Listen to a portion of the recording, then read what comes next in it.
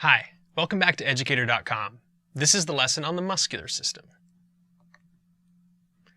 There are many functions of muscles. The most obvious one is movement. It's not just movement of the body as a whole. Obviously, doing this requires muscles, but all of the movement within the body regulated by muscles. Something as simple as blood flow.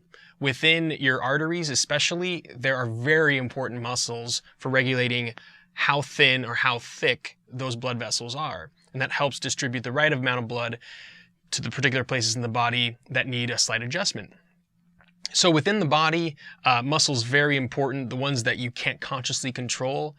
For instance, muscles control whether or not my hairs are standing straight up and my pores are closed, or if they're just kind of relaxed like they are now. And those are, once again, muscles that we don't think about because we don't really have to think about it consciously to make it work. So there are, of course, voluntary muscles, also known as skeletal muscles, and then these would fall under smooth muscles or cardiac muscles, which we'll talk about more on a slide in the future. Maintaining body position. Just sitting like I am now, I have a bunch of muscles that are contracted and a bunch of muscles that are relaxed. And if I adjust my position, then I'm changing obviously which muscles are relaxed and which muscles are contracted. Support of soft tissues. If you think about the abdominal muscles, even if you don't have a six-pack, having all of these muscles right here is the next best thing to having bones there. And if we had bones there, it'd be a little different in terms of how we move this part of our chest, but supportive soft tissues, having muscles here adjacent to the more fragile, important vital organs of the intestine variety, that's very important. Regulating entrances and exits, not just the mouth, the connection between the esophagus and the stomach. At the bottom of the tube that gets food into your stomach, you have the lower esophageal sphincter. And a sphincter is kind of like a round muscular doorway. And so that helps regulate food going into the stomach. There's also a sphincter on the bottom end of the stomach that helps regulate how much food, digested food, is going into the small intestine for further breakdown and absorption of nutrients. Another one, the anal sphincter. Of course, that's going to regulate when and where you're going to defecate. Maintaining body temperature. Of course, shivering. That is something that's going to help you not freeze to death. And really, shivering is a bunch of really quick contractions and relaxations that you don't have conscious control over, but it's important because it actually will raise your body temperature a bit by having all of that muscular movement. The three major types of muscle cells or muscle fibers, they're one and the same. You can call every individual muscle cell a fiber that has a bunch of protein fibers jam-packed in it. So we could refer to the major muscles of the body as being skeletal, smooth, or cardiac, and then the cells within each one of those can be called skeletal, smooth, or cardiac.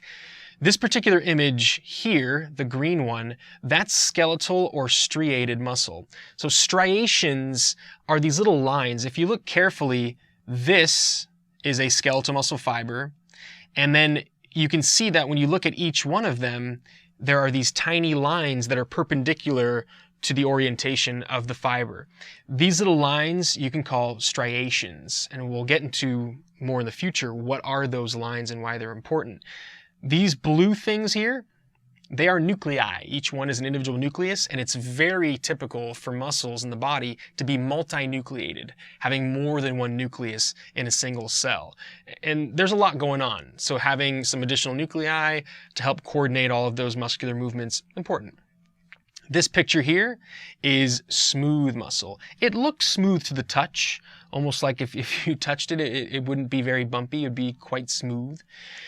Those are involuntary. You do not have conscious control over smooth muscles. So like I mentioned before, the muscles that are inside of an artery, the erector pili muscles of the skin, the muscles in the organs of the body. You can't consciously contract your stomach. You can't consciously contract your small intestine. It happens by your brain regulating it, but it's not your conscious brain. And that's good. It's good not to have to think about those things. So smooth muscles, a little bit different in structure. These are involuntary muscles. Cardiac, of course, that's found in one place of the body. It's the heart muscles. So the muscle fibers of the heart, also not a voluntary thing. Yes, you can voluntarily do things to elevate your heart rate, but your heart rate is going to be adjusted based on your body's need for blood. What does this mean? It basically means intercalated disc. This right here is an intercalated disc. Here's one cardiac muscle fiber, here's another. And you'll see them connected via these intercalated discs. It looks a little bit different than the skeletal or striated muscle. And also a classic look with cardiac muscle histology, looking at these microscope images, you see little spaces, and those little spaces help facilitate the electric flow throughout those cardiac muscle fibers to initiate heartbeats. When we look at the average skeletal muscle, and of course the reason why it's called that is they're attached to bone, there are some major terms we need to be familiar with. So of course, number 1 here, that's a bone. Number 8, what is this? Well, it's not a ligament because it's muscle attached to bone, not bone attached to bone. So in this case, we would call this a tendon. Number 8 is a tendon, and that is one of the many forms of connective tissue. But when we look at the muscle body as a whole, and there's a nice cross-section here that we could, see into the inside of it, fascia is the term for the wrapping around a muscle. Fascia is to muscle as the casing is to sausage. Kind of a weird example, but that clear casing around a sausage is kind of like how fascia is around a muscle. It's a connective tissue that's keeping it all wrapped together as one unit.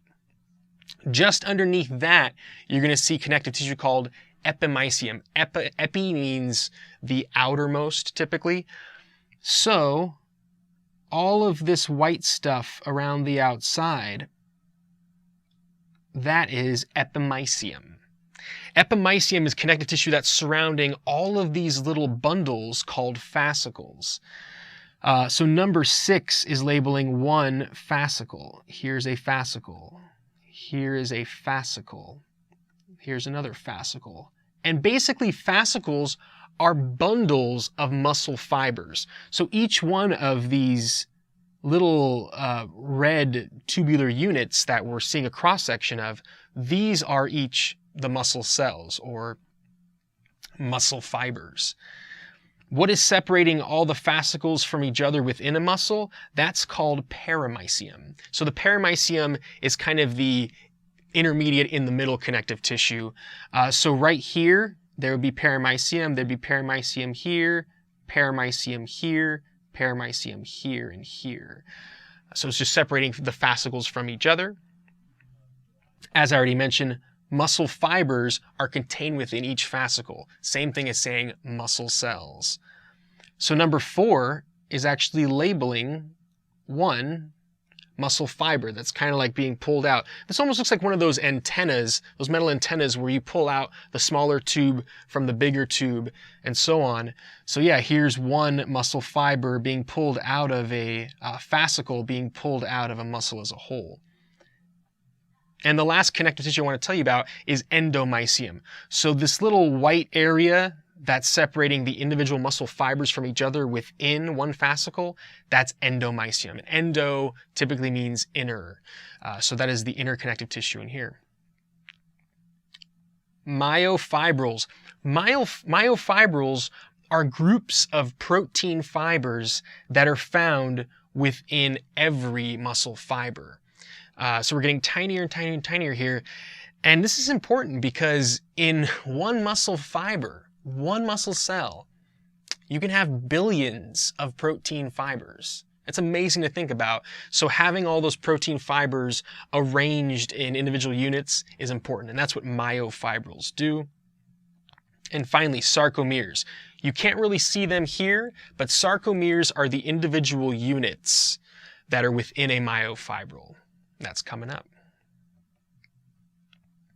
So here's a different view of what we were looking at the previous slide. So this is pretty much the same image. Here is a muscle fiber, and this is a myofibril. So this whole thing, one muscle cell, and here's all those myofibrils being pulled out of it. So if we zoom into one myofibril, here's a super close-up. The sarcomere is from here to here. So you can see it's kind of tiny, but that says 1 sarcomere. So it's from this border to this border, and here's another sarcomere, and here's another sarcomere from this border to the next one.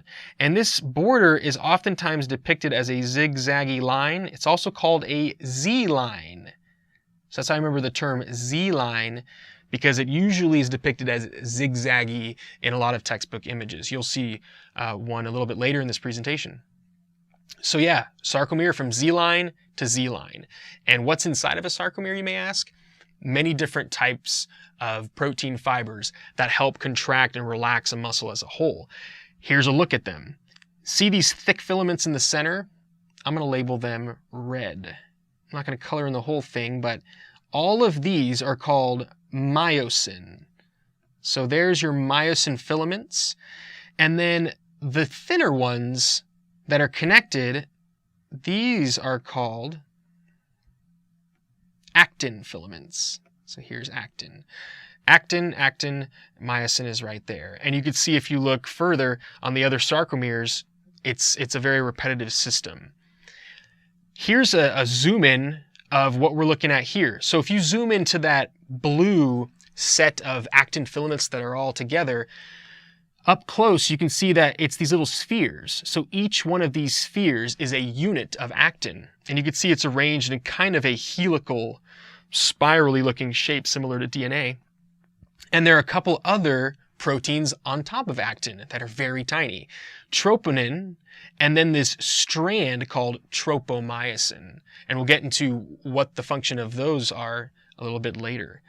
Here's another depiction of the myosin filaments, and they're these little, they look like clubs, almost like a golf club. Oftentimes they're called myosin heads. And when the myosin heads connect to actin, they call it a cross bridge. And basically, we're going to get to the steps in a moment. It's all about myosin connecting to actin and moving it in. When you move the actin in closer and closer and closer, that causes muscles to be contracted. So if I contract my bicep at a microscopic level, you have just thousands and thousands and thousands of these little activities that bring the actin closer to the myosin. And that's called the sliding filament theory that explains how muscles function. So sarcomere structure. As I mentioned a second ago, myosin, the larger filaments. And here myosin is being depicted as blue. They are thicker. Actin is being depicted as these little red ones. Those are the smaller filaments. And here's that term Z-line. Imagine the Z-line as a zigzaggy. Help you remember that it's Z. And so that's one sarcomere. Here's an actual micrograph. This is an actual picture taken with a microscope. Obviously, this is computer generated. So Z-lines, that's the borders of the sarcomere. A-band. So you can see that A-band is basically the width of myosin. And a trick to remember that is the A-band is dark. And I'm making the A capitalize. Dark has the letter A. Remember that those are darker, thicker. So the A-band is that length of myosin. We'll get to M-line in a sec. I-band is the length of the actin that's not overlapping with the myosin. So you could think of I-band as being light. So I'm writing it all in lowercase except for the I. I-band, the word light, because they're lightly colored and they're thinner. You can remember that that's the portion of actin filaments there within sarcomeres. The M-line is simply what is keeping the myosin together. What's anchoring the myosin in that sort of immovable area and allowing it to pull in actin? It's the M-line. So that blue line I just drew is in the H zone within the A-band. That's called the M-line. And that's a sarcomere. Here's another depiction of it. You can see that up top, the Z-lines are farther away. And down bottom, since we have slight contraction, it's farther in. You can see that the difference between these two pictures is that there's a shorter sarcomere. And so when a muscle contracts, every sarcomere within it has gotten less wide because the myosin has pulled in the actin, and that microscopic movement has led to the macroscopic movement of the muscle. So the sliding filament theory explains in detail how the sarcomere actually contracts. And as I said before, when you look closer at actin filaments, there are more proteins. Tropomyosin tends to be like strand looking. So you'll see tropomyosin kind of looking like this. And let's say that actin is in red. And so we have all these red units.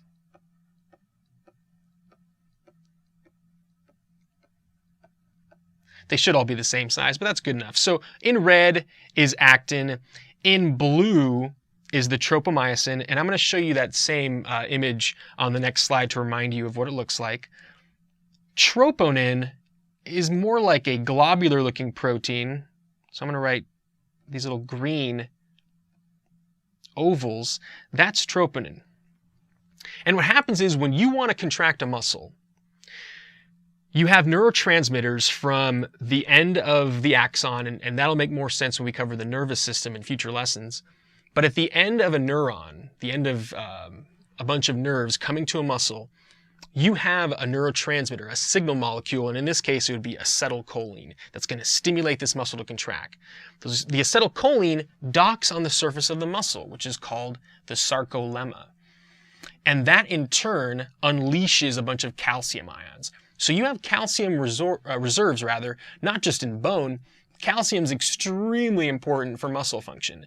And there's this reserve. It's like, think of it as a giant dam, a giant reservoir of calcium. And it's called the sarcoplasmic reticulum. If you've taken basic biology, the sarcoplasmic reticulum is like the endoplasmic reticulum, or ER, of a cell, but modified for a muscle's purposes. So the sarcoplasmic reticulum is the ER, and within those membranous folds, you've got a huge reserve of calcium. Once the neurotransmitter from the nervous system docks, the floodgates open and calcium is dumped into the myofibrils, all those units in a muscle that have the proteins. Calcium, I'm going to use yellow to depict what calcium is. So calcium, these little charged ions, these charged atoms, they dock on troponin. And what happens is, once calcium binds to troponin, it shifts, it moves, and causes a shift in tropomyosin. Because if you think about it, troponin is directly attached to these blue strands that are wrapped around actin. So if troponin moves, it pulls on tropomyosin. And once tropomyosin shifts, it exposes these areas on actin that are called binding sites. A lot of textbooks make it look like the binding site's like a pimento on the olive of actin. And that's a fun way to think of it. So once tropomyosin shifts, the little pimento, the binding site is exposed on actin, and that allows myosin to connect to it. And we'll look at that at the next slide. So here we go. You can see tropomyosin right here is covering all those binding sites. So once calcium binds to troponin, moves that, tropomyosin moves out of the way, and then these little guys, the heads of myosin, can then attach. And they can do what's called a power stroke, which is when you're really getting down to business in terms of contracting a muscle. So once the actin binding sites are exposed, you can see I wrote here that myosin heads dock and make a power stroke. So on the myosin heads, you have parts of what are called ATP. It's not connected as ATP. If you're unfamiliar with that term, it's an energy molecule that's very common in cells, and it's made up of two pieces, ADP, adenosine diphosphate, and another little phosphate. So imagine my hands are the myosin heads.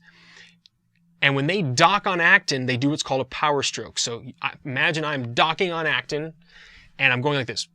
And when I go like this, I'm pulling in actin, physically pulling it in closer and making those Z lines come closer together. So actin filaments are pulled together, and then once you've done the power stroke, to let go, and have it come back, recock into position and go back, you need to have a fresh ATP molecule power it to take it off. So in order to take off that head that's just made a power stroke, take it off of actin, you need ATP. You need that fresh energy molecule. And then to cock it back into position, or I said they recock back into position for another docking, the ATP, the energy supplied by it, by breaking apart, gets it back into position. Now imagine that happening thousands of times in a second. It's amazing to think about this happening, but it makes sense because every power stroke is going to shorten a sarcomere by 0.5%. Now imagine how small a sarcomere is. So one power stroke, pulling in of actin by myosin, doesn't even adjust it by 1%. So you have to have it attach, power stroke, come off, recock it. So it's doing that just to do that simple contraction, just to do contractions of muscles. So there's a lot going on to power that contraction and make these filaments slide together. So how do you relax the muscle? This is the opposite of contraction. Relaxation is a passive process. So I just told you about contraction of muscle. That was very active. We needed kind of this domino effect of a neurotransmitter making calcium come out into the muscle fibers, myofibrils more specifically, attaching to this protein, which adjusts this protein, and so on and so forth. But relaxation of a muscle is just once those particular dominoes are no longer falling, relaxation can happen. So some of the dominoes that were required to make contraction happen, one of them is the neurotransmitter. So if you end stimulation at the neuromuscular junction, that's what we're seeing here. Number one is showing you the terminal end of an axon, the end of a neuron that's going to stimulate this muscle. Right here, this membrane, the purple one, that is the surface of the muscle. We can call it the sarcolemma. And this whole thing here is the neuromuscular junction. It's the connecting of your nervous system to the muscular system. These little pinkish looking dots, they're called synaptic vesicles. So number 3, this is equal to synaptic vesicles. And they each contain neurotransmitters. In this case, it would be acetylcholine. So to get the whole process started, those end up doing what's called exocytosis. They fuse with the edge here and dump those neurotransmitters out into this space called the synapse. You have to get these neurotransmitters to stop docking on these receptors if you want to stop contracting a muscle. So that's the first thing that needs to happen. If we're talking acetylcholine with making muscles get stimulated, there's an enzyme that can be in the synapse to break down the neurotransmitter. It's called acetylcholine esterase. Interestingly enough, little side note, there is a pesticide that works by inhibiting, not letting it work. And what it's inhibiting is acetylcholine esterase. So the enzyme that's supposed to get rid of all these green stimulators, if you don't let that enzyme work, then when you spray it on the insect, let's say I'm the insect and I'm making this motion with my legs, all of a sudden I'm in a prolonged contraction and I'm going to twitch to death. I can no longer relax muscles and then, recontract them if you're not allowing the breakdown or getting rid of this neurotransmitter to stimulate muscles. Remember that calcium was released from a reserve down in here called the sarcoplasmic reticulum. So if you get the calcium ions back into the sarcoplasmic reticulum, into their reservoir, that's another key point. You got to get the calcium out of the muscles. Also, ATP is a key to relaxing muscles because remember, when the myosin heads attached to actin and they did a power stroke, the key to getting them off of the actin was you had to have ATP. If there's no ATP left in the muscle, you're not going to be able to let myosin off of actin to let it go, and you have to let it go to let the Z lines go back to normal and to let the whole muscle relax. Rigor mortis applies to this. Rigor mortis is when a dead body is stiff as a board. Why does that happen? Well, any position that a animal or being dies in, they're going to have certain muscles that are in a contracted position and certain muscles that are currently relaxed. For instance, when my arm is down, my biceps muscle here is relaxed, but this is contracted.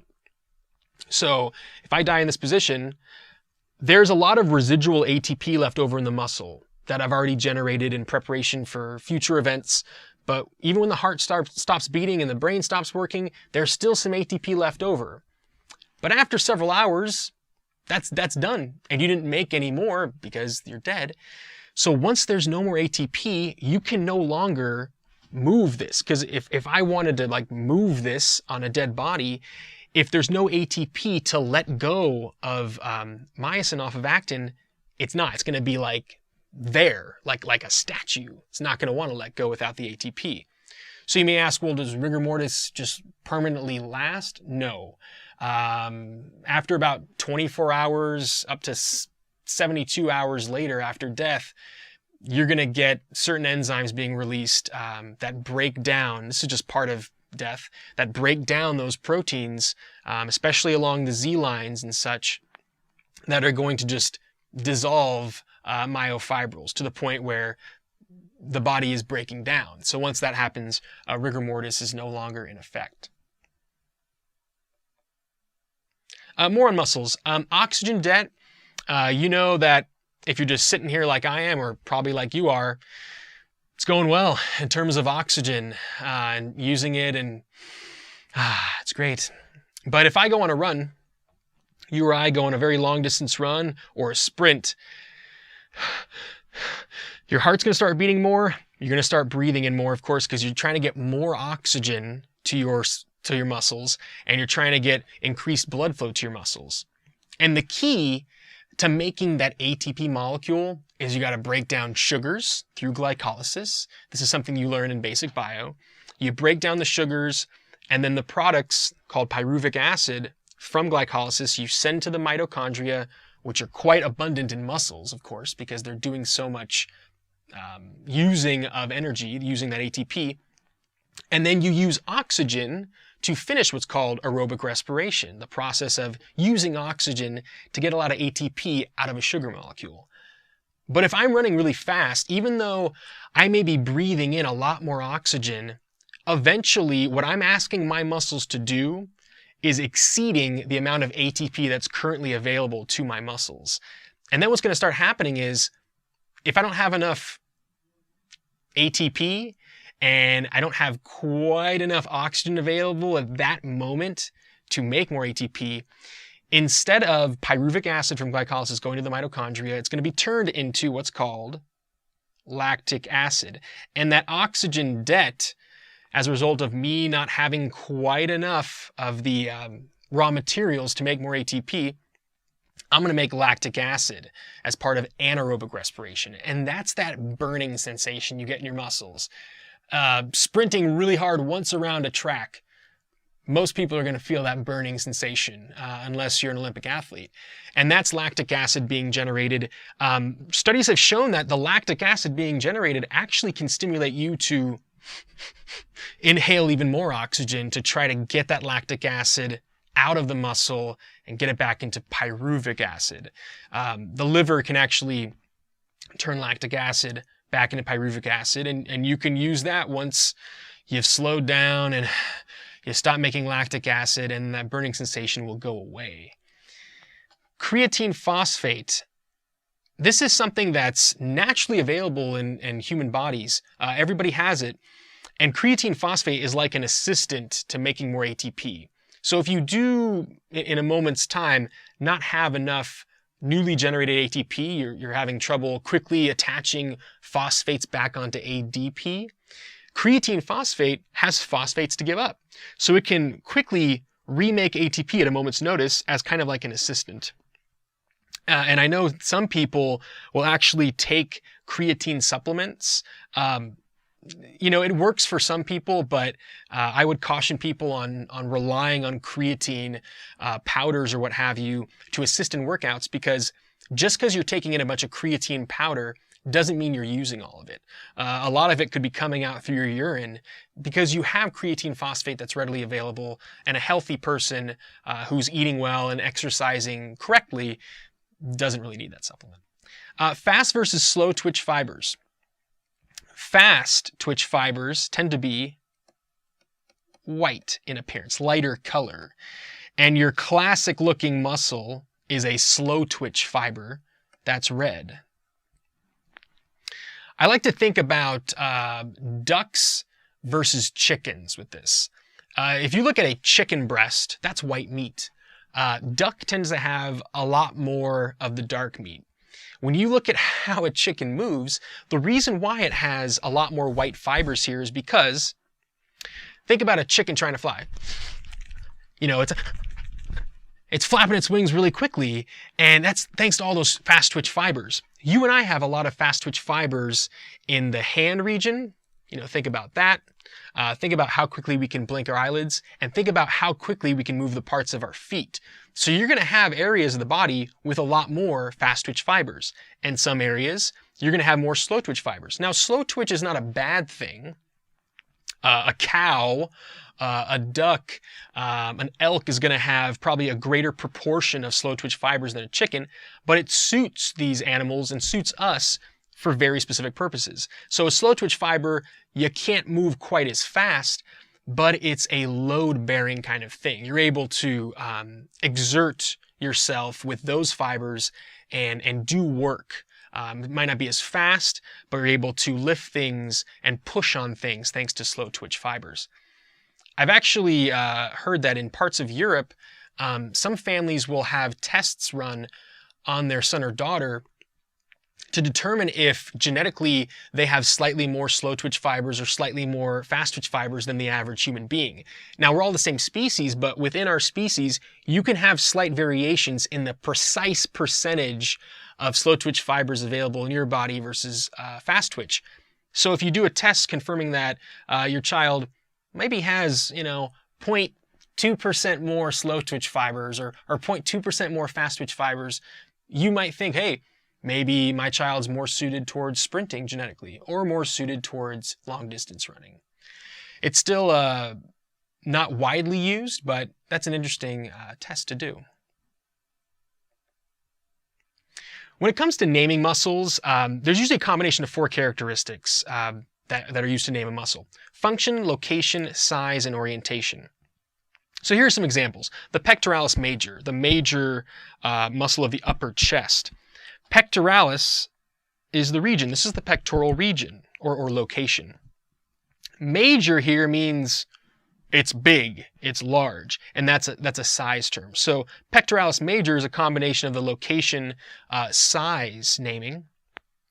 Orbicularis oris. Orbicularis comes off of the fact that it orbits. So that's kind of the orientation of it, kind of how it sits on a part of your body. And oris comes from oral. So this is partially function, partially location, but the orbicularis oris is right here around your lips. So it is a circular, orbiting kind of muscle, and it's right on the oral cavity.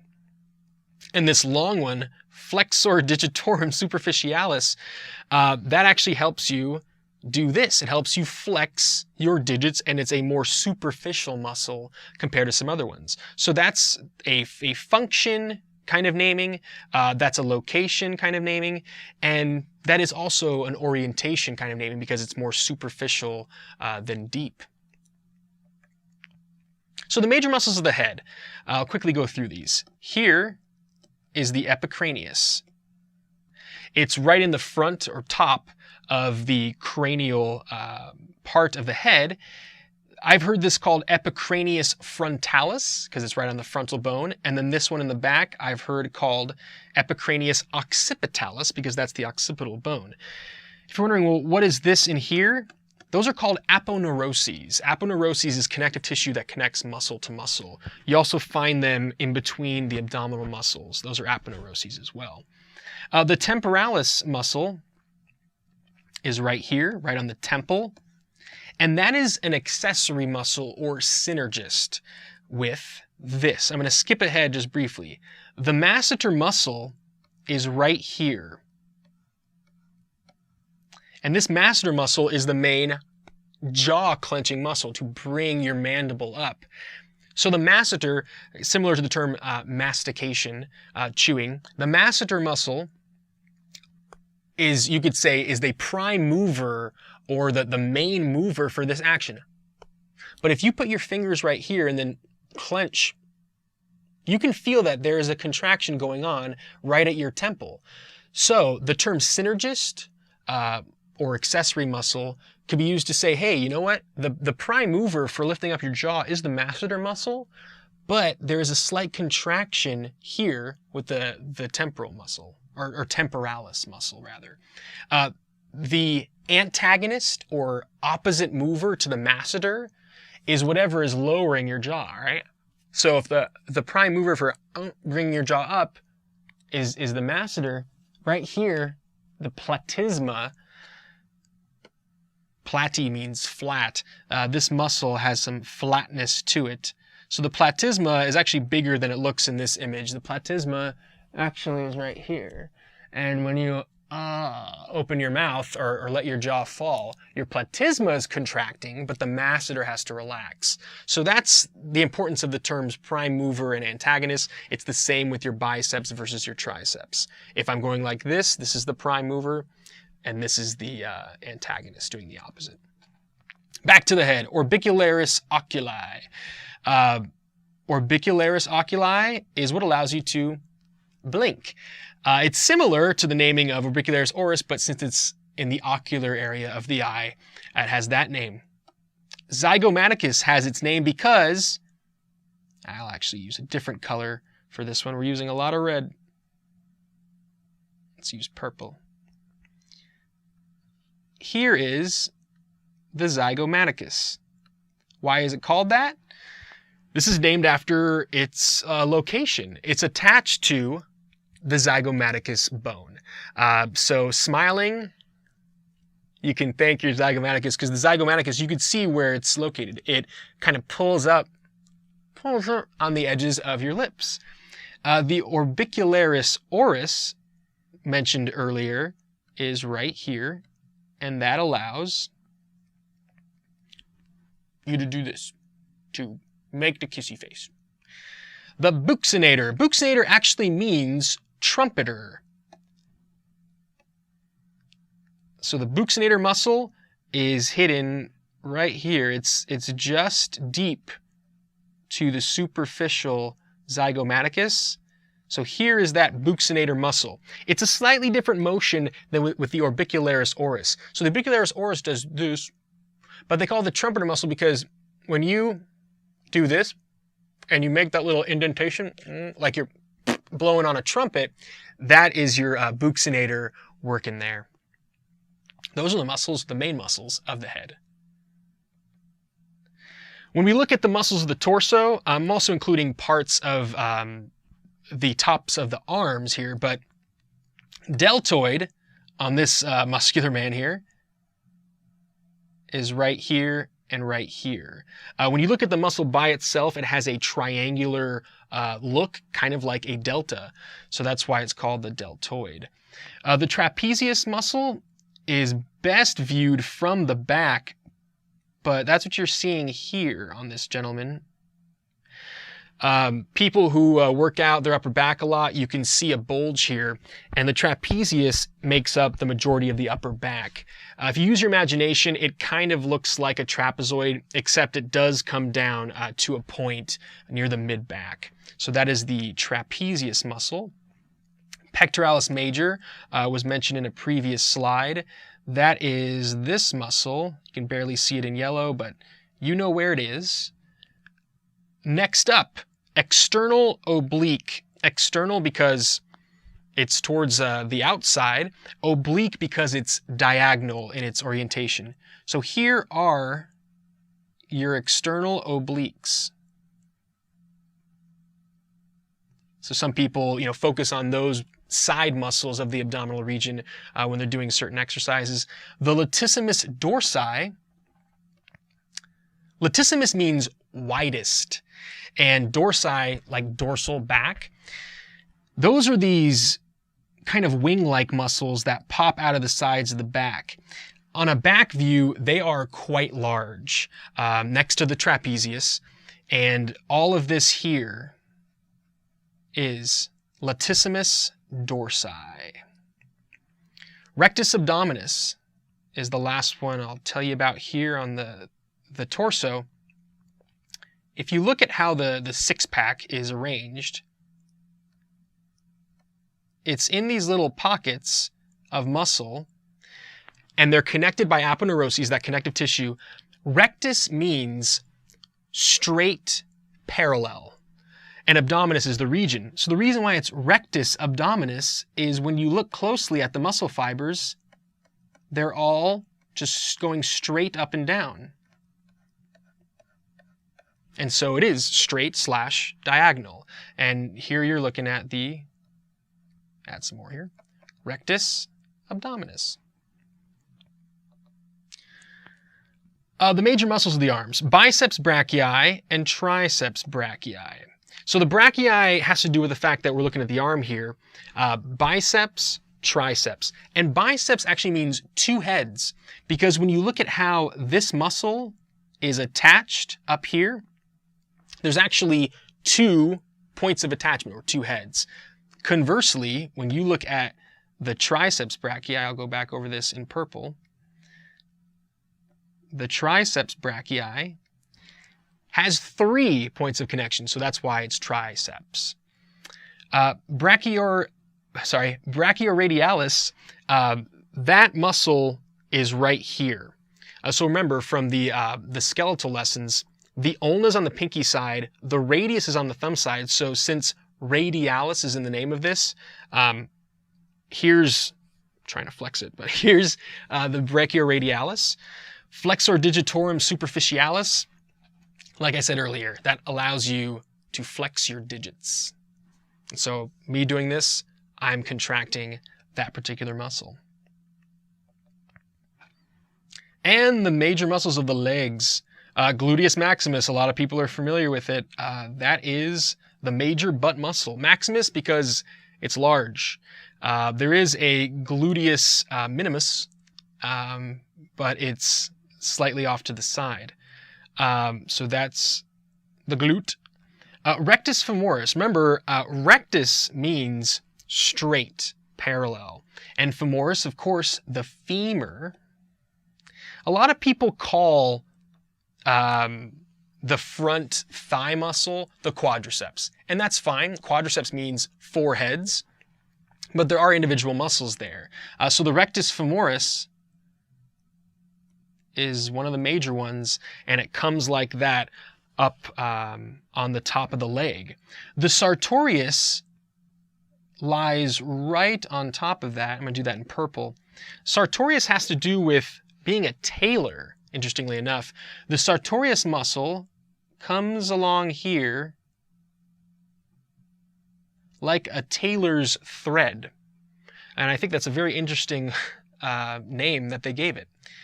Biceps femoris, remember, biceps means 2 heads. So that's why just calling this biceps in an anatomy class, it's not the full name, because there are multiple muscles that start with the name biceps. Biceps brachii, biceps femoris is actually in the hamstring area. So you can see right here, they say hamstrings. That's the more common name for the back part of the thigh. But the major muscle there, yeah, is the biceps femoris.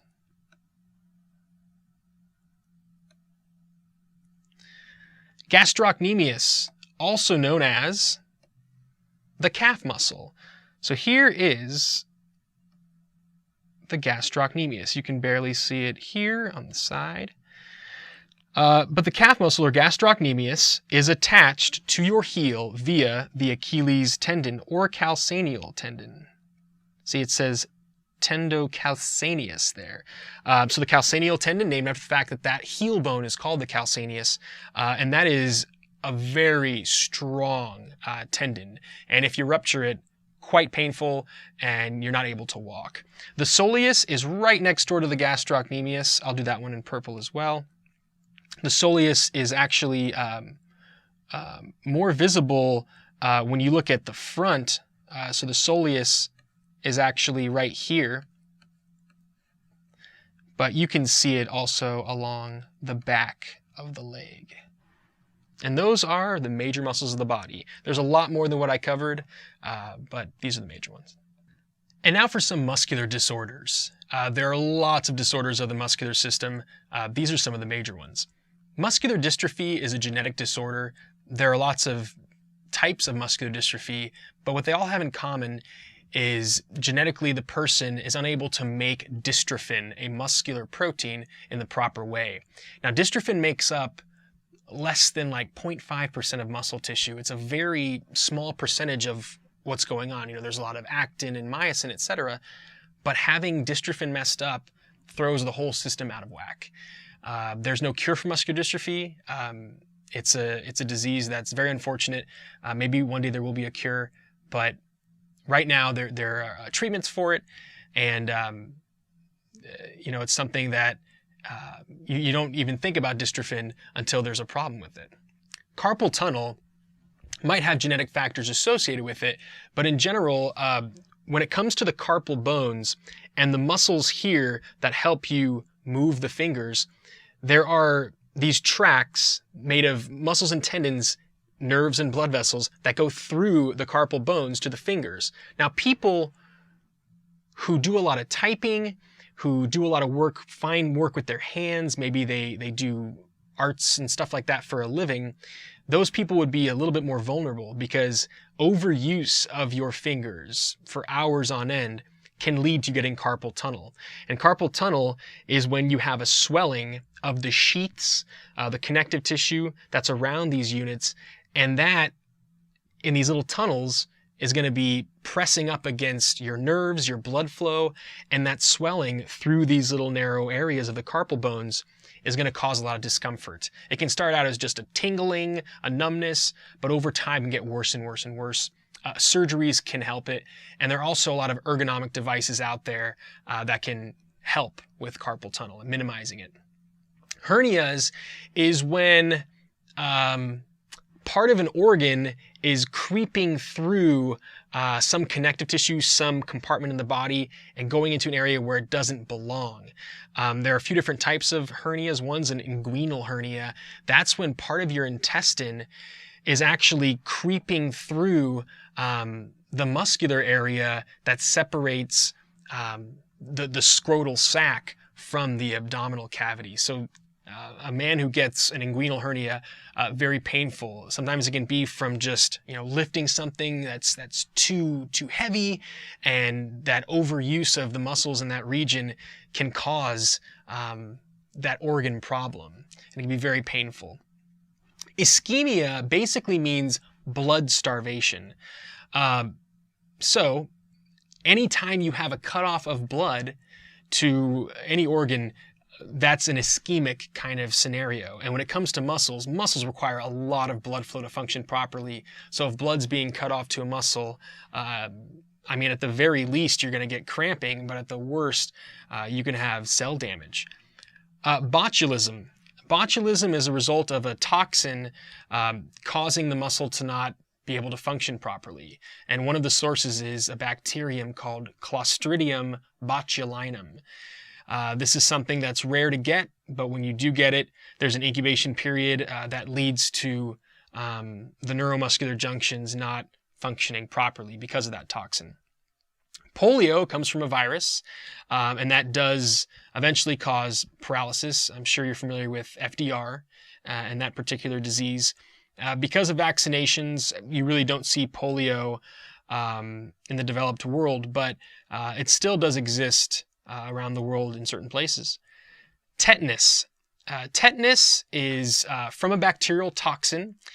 It can also be known as lockjaw, because what happens is if tetanus gets inside your body, there's an incubation period that leads to that toxin causing muscles to kind of be in a frozen, contracted position, and that's why the lockjaw would happen.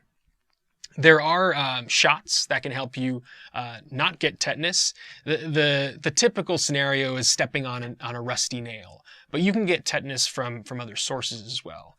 The rusty nail makes sense though, because you have this metal object with the tetanus bacteria on it that is getting deep into your tissue, into where the muscle is. So that can cause the tetanus illness. Rotator cuff injury, someone who is a pitcher is probably more likely to get rotator cuff injury. But anytime you get a tear in the muscles that are surrounding the humerus and allowing you to have that nice ball and socket motion with that joint, that can be a problem. Mitochondrial diseases, once again, this is a genetic thing. You have a lot of different proteins in the cellular organelle known as the mitochondria that help shuttle protons, help shuttle electrons to where they're supposed to go to help you make ATP, the energy molecule required for muscles to function. If you have a mitochondrial disease, it could mean that you've inherited a certain DNA combination, a certain genotype that causes that protein to not be in the proper structure that it should be. And that can make it to where maybe you're not making as much ATP as you're supposed to be making in your mitochondria, and that can lead to certain problems throughout life. Compartment syndrome is related to ischemia because compartment syndrome is this scenario where if you have, let's say, a tear in a blood vessel that's in your gastrocnemius. Your gastrocnemius is surrounded with fascia and it's in its own little compartment. If you have a little bleed in that gastrocnemius unit, there could be a pressure buildup of all that blood, and all that blood just emptying into that compartment can put pressure on the muscle, the nerves, other blood vessels, and that swelling sometimes has no place to go because of that sheath known as the fascia. And so that compartment syndrome can cause permanent damage if you don't go to a hospital and get it taken care of. Probably the most fascinating of all muscular disorders I've ever heard of is FOP, fibrodysplasia ossificans progressiva. That is depicted in this particular photograph here. This is a very rare disorder that has genetic factors linked with it.